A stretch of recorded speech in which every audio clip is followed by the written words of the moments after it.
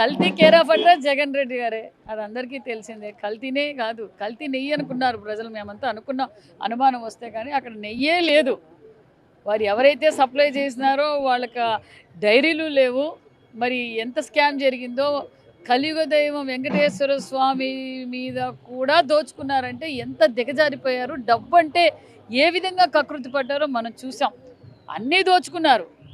నెయ్యి కూడా, అంటే కలియుగ దైవం వెంకటేశ్వర స్వామి ఎంతో పవిత్రంగా చూసే లడ్డును కూడా వ్యాపారంగా మార్చారంటే నిజంగా చాలా దారుణమైన పరిస్థితి. మరి ఇంకా ఎన్నెన్ని బయటపడతాయో కూడా మనం దగ్గరలో చూస్తాం.